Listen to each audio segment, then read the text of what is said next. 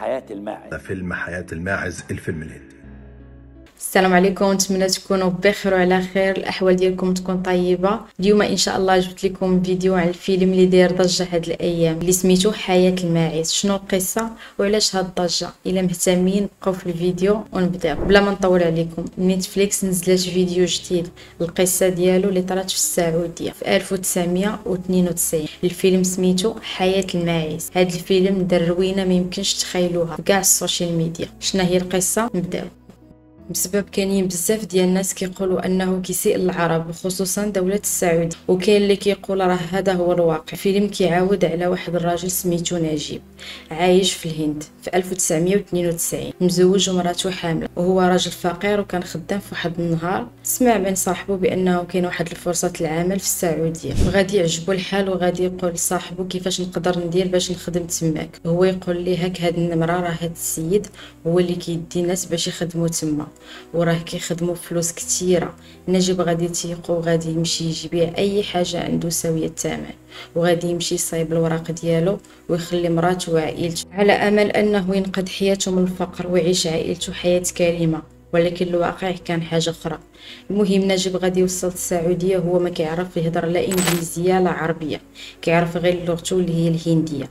ومن غادي يوصل للمطار ما غادي يلقى حتى شي واحد، وشحال هو كيسول وما يلقى حتى شي واحد اللي غادي يجي موراه باش غيديه لديك الخدمه اللي قالوا له. حتى غادي يلقى واحد الراجل واقف وكيشوف فيهم، وغيجي عندهم ويقول لهم انا هو الكفيل ديالكم، مالكم تعطلتوا؟ شنو كنتو كديروا؟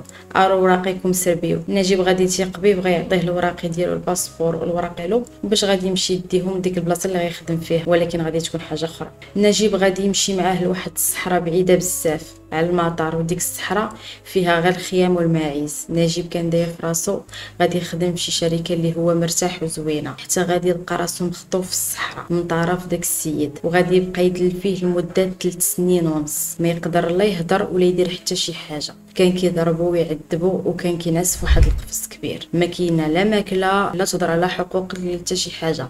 غادي تخدم عبيد لمده 3 سنين ونص، وما عندك الحق لا تهضر مع عائلتك ولا حتى شي حاجه. وبعد عده محاولات فاشله غادي يقدر يهرب نجيب. واحد النهار اللي كان العرس ديال داك الخطيب اللي خطف نجيب، العرس ديال بنته، ونجيب غادي يلقاها فرصه باش غادي يهرب وما يعاودش يرجع، رغم انه حاول مرارا وتكرارا وكان كيفشل. الطريق غادي يلقى واحد السيد سوداني سميتو ابراهيم، حتى هو كان مخطوف وكانوا كيعذبوه وخدام عندهم بلا فلوس بلا حتى شي حاجه. غادي يقدروا يهربوا من غادي يوصلوا لديك السفاره وغيمشيو الناس. بعدا غيلقى واحد السيد في الطريق اللي غادي يعاونهم باش يوصلوا للسفاره، هي اللي غترجعهم لبلادهم الهند. كل واحد غيرجع لبلاده، ولكن نجيب غادي يرجع ما عنده لا فلوس لا حتى شي حاجه، وكان مسلف وباع كل شيء وخداو ليه كل شيء، ما عنده حتى شي حاجه. غادي يرجع ربنا كما خلقتنا، ما عنده لا فلوس لا حتى شي حاجه. هذه هي القصه ديال الفيلم اللي دارت هاد الضجه الكبيره بسبب تعامل السعوديين او داك اللي سميتو الكفيل، اللي كيتعامل مع الناس بحال لاعبين، ما كيعطيهم لا حقوقهم لا حتى شي حاجه. ملي كيوصلوا تما كاين السعوديه كيضحكوا عليهم، كياخذوا الباسبور ديالهم، وكون كان كيعطيوهم غير بداك الشيء اللي كيخدموا به، كيعطيوه نسبه قليله من الفلوس اللي مساكن اللي كيكونوا كيخدموا فيهم العام كامل. وهذا الشيء ماشي جديد وسمعناه مرارا وتكرارا. كيقولوا القصه ماخوذه من شخص حقيقي، والفيلم ما تصورش في السعوديه لانه كيخسر السمعه ديالتهم، ولكن تصور ما بين الجزائر والاردن وولايات كيرالا. والصراحه الفيلم انتقدوا السواعده بزاف بانه كمثال انه كيصايبوا البخور بالبول ديال الجمل. انا ملي شفت هذا في الفيلم جاتني بشكل، خصوصا انا يعجبني البخور، ولكن بانه كيتصايب بالبول ديال الجمل هذه الله اعلم. والفيلم تصور لمده ديال 4 سنين وهو كيصوروا فيه، وخرجوا منه 3 ديال السوايع. هاد 3 السوايع كانت كافيه باش تخيب الصوره ديال السواعده عند العالم كاملين وحتى العرب بصفه عامه. وكاينين اللي تيقولوا بانهم كانوا قاصدين يخسروا السمعه ديال السعوديين لانهم تطوروا بزاف وتطوروا من البلاد ديالهم ورجعوها حاجه اخرى، بحال كانك عايش في اوروبا. وهادشي كنشوفوه بانهم كيخسروا على المشاريع ديالهم ككره القدم، ما خلاو ما جابوا انا لاعبين بزباله ديال الفلوس، وكيخسروا على راسهم بانه كيبغيو يسوقوا السمعه ديالهم، وهادشي كامل بمجرد الغيره. واش هادشي بصح ولا لا ما عرفتش. المهم في اي بلاصه كاين الزوين وكاين الخايب، كاين ناس زوينين وكاين الناس الخايبين في العالم كامل.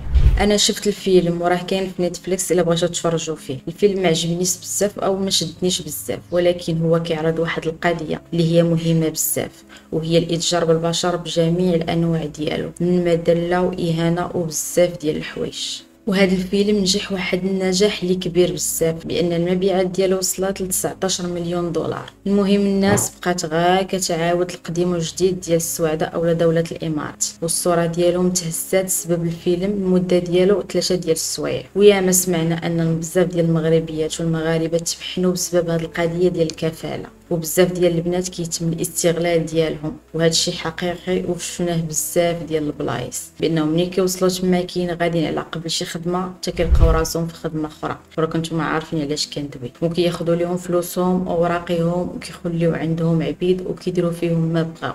اي حاجه تخيلتيها في مخك كيديروها لهم. وهذا الشيء كان بزاف الناس خرجوا هضروا على هذا الشيء. كيف ما قلت لكم كاينين بزاف الناس خايبين في هذا العالم، وكاينين بزاف الناس زوينين، ماشي غير في السعوديه فقط ولكن بزاف ديال البلايص. المهم هذا النظام ديال الكفيل ما بقاش في السعوديه وحتى قطر والكويت، حيدوه او لغاوه بسبب هذه المشاكل كامله اللي كيطرا مع الناس. سواء غتمشي تما كتخدم خدامه مساعده او غتمشي تخدم في الكوافير، هذا الكفيل كيدير لهم واحد المدله ما تخيلوهاش. وكيف ما قلت لكم تيكذبوا عليهم على اساس انهم كيمشيو يخدموا حاجه اخرى حتى كيلقاو راسهم في حاجه اخرى. شنو رايكم في هذا الفيلم؟ واش تفرجتوا فيه ولا لا؟ وعاودوا ليا كي جاكم، واش جاكم زوين ولا لا، ولا كانه كاي قصه؟ وكاينين بزاف القصص خاصنا نشيروا لهم اللي طارين في هذا العالم. المهم حتى هنا كنقول لكم بسلامه حتى الفيديو جديد، وقولوا لي الافكار ديال الفيديوهات اللي بغيتوني ندير لكم ولا باغيين تسمعوها. المهم حتى لهنا كنقول لكم بسلامه، الى اللقاء في فيديو جديد. ما تنسونيش من الاشتراكات ديالكم، من اللايكات ديالكم. مع السلامه.